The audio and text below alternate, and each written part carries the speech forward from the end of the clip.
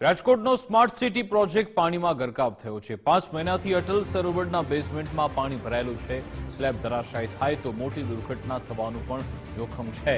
March 2024માં લોકાર્પણ કરવામાં આવ્યું હતું। અટલ સરોવર બેઝમેન્ટ પાછળ 136 કરોડનો ખર્ચ થયો હતો। જો કે આ ખર્ચ જાણે કે પાણીમાં ગયો હોય તેવું લાગી રહ્યું છે।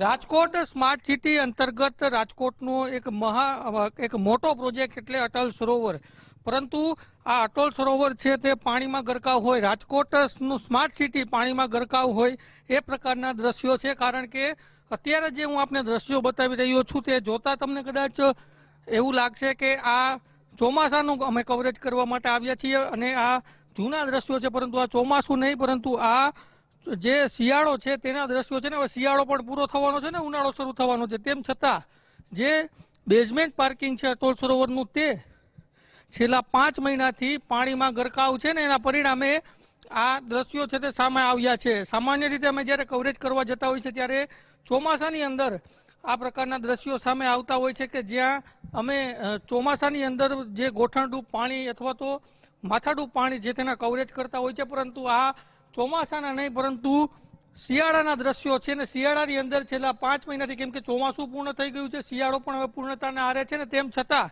જે રાજકોટનો અતિ મહત્વાકાંક્ષી પ્રોજેક્ટ એટલે કે અટલ સરોવર કે જેમાં કરોડો રૂપિયાનું બજેટ ફાળવવામાં આવ્યું છે, કરોડોનો ખર્ચો કરવામાં આવ્યો છે ને તે પ્રોજેક્ટ છે તે પાણીમાં ગરકાવ હોય એ પ્રકારની પરિસ્થિતિ છે। આજે બેઝમેન્ટ પાર્કિંગ છે તે અત્યારે પાણીમાં ગરકાવ છે। ખૂબ જ મહત્વનો આ પ્રોજેક્ટ છે। વાર તહેવાર અને ખાસ તો તહેવારો દરમિયાન હજારો લાખો લોકો અટલ સરોવરની મુલાકાત લેતા હોય છે। અહીંયા ઘણા બધા એવા પ્રોજેક્ટ છે કે જે હજુ શરૂ નથી થયા, એમનેમ જે કહી શકાય કે બિસ્માર હાલતની અંદર જોવા મળી રહ્યા છે। અનેક વખત બેદરકારી સામે આવી છે ને હવે વધુ એક વખત આ પ્રકારની પરિસ્થિતિનું નિર્માણ થયું છે। આ બેઝમેન્ટ પાર્કિંગ છે કે જે પાણીમાં ગરકાવ છે, આના લીધે સમસ્યા એ થશે કે સતત આ રીતે 5-5 મહિનાથી પાણીમાં ગરકાવ રહેવાને લીધે જે સ્લેબના જે તળિયા છે તે નબળા પડી જતા હોય છે ને ગમે ત્યારે સ્લેબ પણ ધરાશાયી થઈ શકે છે।